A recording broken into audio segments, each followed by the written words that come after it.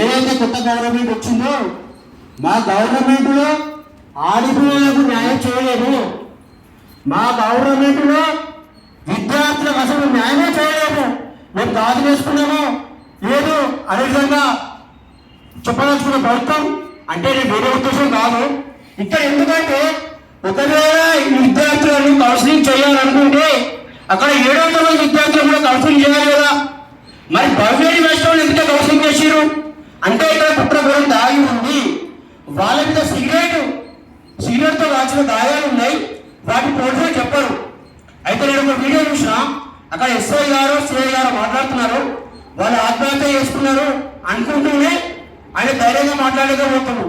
ఒక పోలీసు ఆయన ధైర్యంగా మాట్లాడలేడంటే దీని వెనుక ఎంత పెద్ద కుట్ర ఉంది, ఈ విషయం తెలవాలి. అయితే ఇంకో విషయం ఏంటంటే ఇక్కడ లెటర్లో కూడా తల్లిదండ్రుల గురించి మాట్లాడాలి. అక్కడ తల్లిదండ్రులు నేర్చుకుంటూ మాట్లాడుతున్నారు, వాళ్ళంతా పేదగా ఉంచుకుంటున్నారు. వాళ్ళ గురించి ఒక్క ముచ్చట లేకుండా ఒక వాటర్ గురించి మాట్లాడిందా? అది ఇంకొకటి విషయం ఏంటంటే ఒక నెల 2 నెలలు అయితే అయిపోతుంది, కానీ ఇంతలోనే వీళ్ళు ఎక్కడ ఈ బయటికి వెళ్తే ఈ పౌరతల్ని పరీక్ష పాస్ అయి బయటికి వెళ్తే మేము చేసే కుట్రలు మేము చేస్తున్న ఆటలు బయట తెలుస్తాయని చెప్పేసి వాళ్ళను ప్లాన్గా చంపిర్రు. ఇది 100% నిజమని మేము అనుకుంటున్నాం, ప్రజలు కూడా అనుకుంటున్నారు.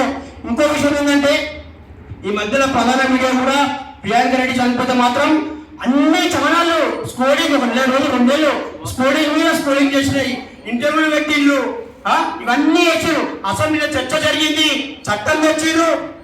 అంటే మరి ఇక్కడ మీరు చనిపోతే ఏమైంది అంటే మేము పట్టించుకోవాలన్నట్టు ఎస్సీలు కానీ ఎస్టీలు కానీ బీసీలు కానీ అంటే మనం వేరే వాళ్ళకి వ్యతిరేకంగా కాదు. ఇక్కడ ఒక అమ్మాయి చనిపోయింది, ఇక్కడ అమ్మాయిలు ఇట్లా సూసైడ్ చేసుకుంటారు. ఒక సూసైడ్ చేసుకుని అనుకుందాం, ఒకవేళ అన్నిటికంటే సూసైడ్ చేసుకోవాలని ధైర్యం కావాలి కదా.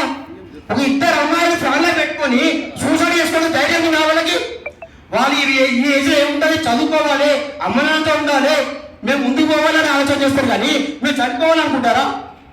అంటే ఇక్కడ కుట్ర కూడా చాలా దాగి ఉంది. ప్రధాన మీడియా ఛానల్ మీకు ఫోకస్ చేయడం లేదు. ప్రధాన మీడియా ఛానల్తో పాటు కొన్ని యూట్యూబ్ ఛానల్ కూడా ఉన్నాయి.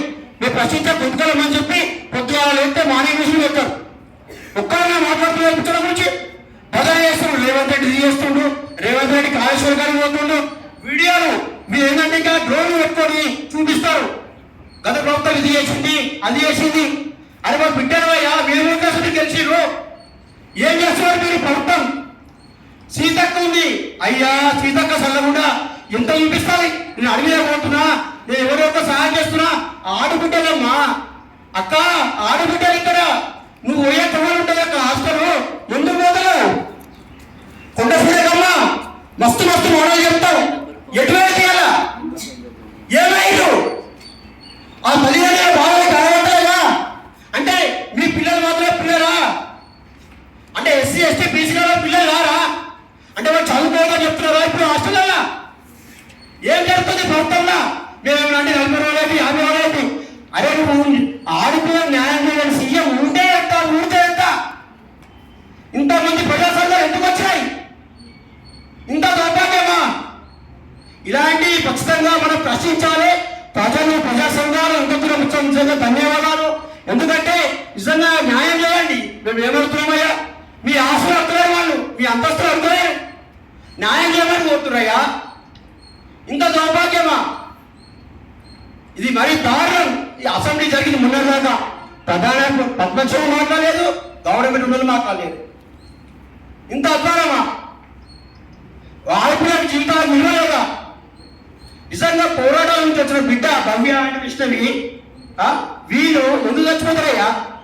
వాళ్ళ మీద కార్లు కూడా పడుతున్నాయి, తల్లిదండ్రులు చూస్తున్న పరిస్థితి ఎలా? ఇది చాలా దారుణం. మేము తెలంగాణ యావ సంక్షేమ సంఘమే కాదు, ప్రజా సంఘాల తరఫున బీసీ సంఘాల తరఫున భవ్య వెస్టోడి న్యాయం చేయాలి, సిట్టింగ్ చేతితో విచారణ జరపాలి.